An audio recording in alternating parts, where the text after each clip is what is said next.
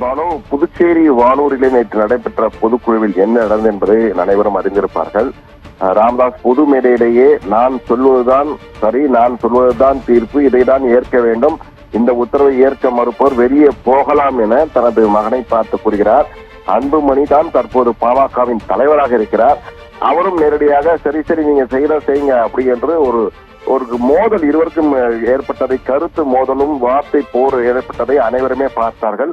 இந்த சூழல்தான் இருவருமே நேற்று பொதுக்குழு முடிந்தவுடன் இருவரும் தனித்தனியாக புறப்பட்டு சென்றனர். ராமதாஸ் நிறுவனர் டாக்டர் ராமதாஸ் தைலாபுரத்துக்கு சென்று விட்டார், இவர் பனையூருக்கு சென்று விட்டார்.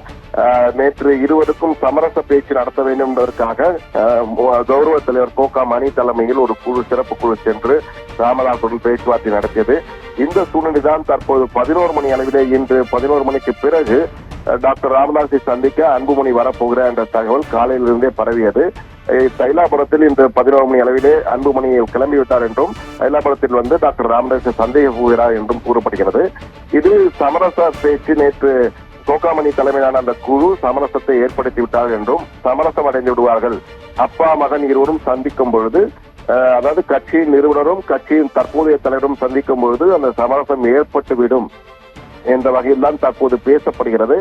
ஆனால் வெளிப்படையாக பார்க்கும் பொழுது அரசியல் ரீதியாக இதை 2 வகையாக பார்க்கிறார்கள். ஒன்று, பொதுக்குழுவிலே இது போன்று ஏற்படுவது என்பது சகஜமாக, இது போன்ற கருத்து மோதல்கள் ஏற்படும். ஆனால் இது தலைவராக இருப்பவர் அன்புமணி, நிறுவனராக இருப்பவர் அவருடைய அப்பா ராமதாஸ். இவருக்கும் தெரியாமல் ஒரு புதுசாக முகுந்தன் என்பவரை அவர் எப்படி அறிவிப்பார்? இது திட்டமிட்டு செய்யப்பட்ட ஒரு நாடகம் என்ற வகையிலே அரசியல் விமர்சகர்கள் கருத்து தெரிவித்து வருகிறார்கள். அரசியல் நாடகத்தை நடத்தி கொண்டிருக்கிறார்கள் அப்பாவும் மகனும் என்றால் குடும்ப கட்சி என்று திமுகவை பார்த்து பொதுவாக இவர்கள் குற்றம் சாட்டி வருகிறார்கள். இந்த சூழலில் தங்கள் கட்சி மீதும் அப்படி ஒரு அவதூறு பேசி வந்துவிடக் கூடாது என்பதற்காக இருவரும் சேர்ந்து நடத்தும் ஒரு நாடகம் இது. தற்போது பொதுக்குழுவிலே அலசி ஆராயப்பட்டு ஜனாதிபதியில் கருத்து மோதல்கள் ஏற்பட்டு அனைவரின் ஒப்புதலுடன் இது போன்ற ஒரு பதவியை நாங்கள் கொடுத்தோம் என்ற வகையில் சொல்லிவிடுவார்கள் என அரசியல் ரீதியாக சில அரசியல் விமர்சகர்கள் இதை விமர்சனம் செய்து வருகிறார்கள்.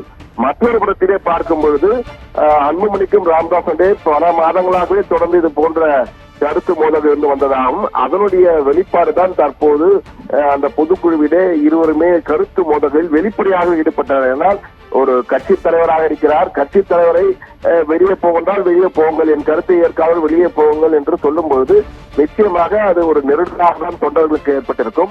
ஆனால் தொண்டர்கள் பொறுத்த மட்டிலே இது அப்பாவும் மகனும், அதாவது டாக்டர் ஐயாவும் சின்ன ஐயா என்று அவர்கள் அன்புமணியை அழைக்கிறார்கள். இருவருக்கும் இடையே இது போன்ற பல சமயங்களில் கருத்து மோதல்கள் வரும், பிறகு ஒன்றாக இணைந்து விடுவார்கள். எனவே நாங்கள் பாமக எப்போதும் போல் ஒன்றாக இருக்கும், அதில் என்ன மாற்று கருத்தும் இல்லை என்றுதான் தொண்டர்கள் கூறுகிறார்கள். ஆனால் தற்போது இந்த தைலாபுரத்தில் நடைபெற போகும் சந்திப்பில் சமரச பேச்சுதான் ஏற்படும் என்பதுதான் பொதுவாக தற்போது அங்குள்ள தைலாபுரத்தில் உள்ள நமது செய்தியாளர் தெரிவித்த தகவல்.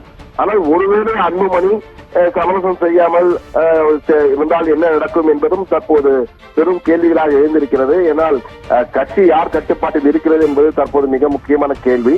ஆனால் நேற்று பொதுக்குழு முடிந்து வெளியே வரும்போது அன்புமணி வாழ்க என ராமதாஸ் எதிரிலேயே பலரும் குரல் எழுப்பியது ராமதாஸை முகம் செலுத்த வைத்தது என்பதையும் நம்மால் அறிய முடிந்தது அங்கிருந்த செய்தியாளர் மூலமாக. எனவே தற்போது யார் கட்டுப்பாட்டில் கட்சி இருக்கிறது, இன்று என்ன நடக்கப் போகிறது, பல கேள்விகள் தற்போது எழுந்திருக்கின்றன. ஆனால் தைலாபுரத்தில் உள்ள சில முக்கிய நிர்வாகிகள் மற்றும் ராமதாஸ்க்கு நெருங்கிய சகாக்களிடம் எல்லாம் நமது செய்தியாளர் ஜெயக்குமார் அங்கு பேசிய போது அவர் சொன்ன கருத்துக்களை வைத்து பார்க்கும் போது நிச்சயமாக இன்று சமரசம் ஏற்பட்டுவிடும், அப்பா மகனும் சேர்ந்து பேட்டி கொடுப்பதற்கான வாய்ப்புகள் இருப்பதாகவும் சொல்லப்படுகிறது. எது எப்படி இருந்தாலும் இன்னும் 1 மணி நேரம் 2 மணி நேரத்திலே பாமகவின் அடுத்த கட்டம் என்ன, அப்பா மகன் சமாதானம் நடந்ததா என்பது குறித்து முழுமையான தகவல் வெளிவரும்.